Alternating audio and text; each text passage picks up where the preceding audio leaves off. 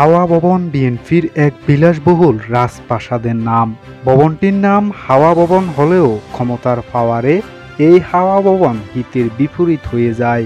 হাওয়া ভবন বাংলাদেশ জাতীয়তাবাদী দলের সভাপতির রাজনৈতিক কার্যালয় ছিল।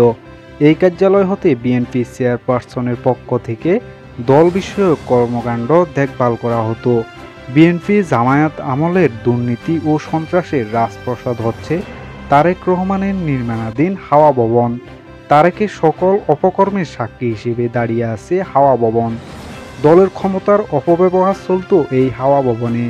দেশের উচ্চপদস্থ সকল কার্যক্রম কিভাবে চলবে সেটা নির্ধারিত হতো বিএনপির এই হাওয়া ভবনে।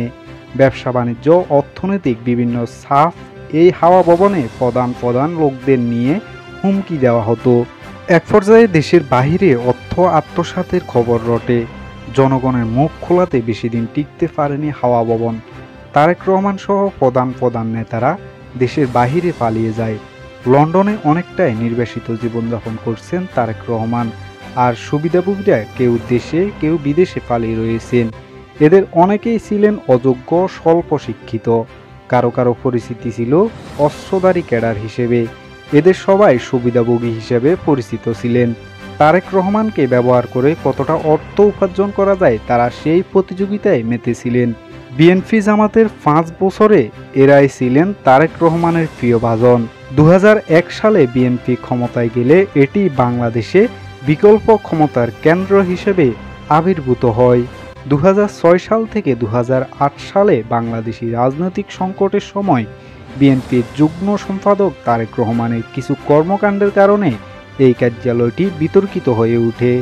সরকারের বিভিন্ন স্তরের কর্মকর্তাদের হাওয়া ভবনে যাতায়াত ছিল এবং এখান থেকে সরকারের বিভিন্ন মন্ত্রণালয় ও বিভাগের প্রচার, নিয়োগ, সাক্ষাৎকার ইত্যাদি প্রশাসনিক বিষয় পরিচালনা করা হতো। দুর্নীতি দমন কমিশন, বাংলাদেশে মার্কিন দূতাবাসের কর্মীরা, বিএনপির কিছু সিনিয়র নেতা এবং বিভিন্ন সংবাদ মাধ্যম তারেক রহমানের নির্মাণাধীন হাওয়া ভবনকে বাংলাদেশের ক্ষমতার বিকল্প পাওয়ার হিসেবে বর্ণনা করেন। বর্তমানে হাওয়া ভবন খ্যাত বাড়িটির মালিকানা পরিবর্তন হবার পর 2011 সালে ভেঙে ফেলা হয়। বর্তমানে একটি বেসরকারি নির্মাতা প্রতিষ্ঠান হাওয়া ভবনের জায়গায় এজোরা নামে একটি 9 তলা আবাসিক ভবন নির্মাণ করেছে।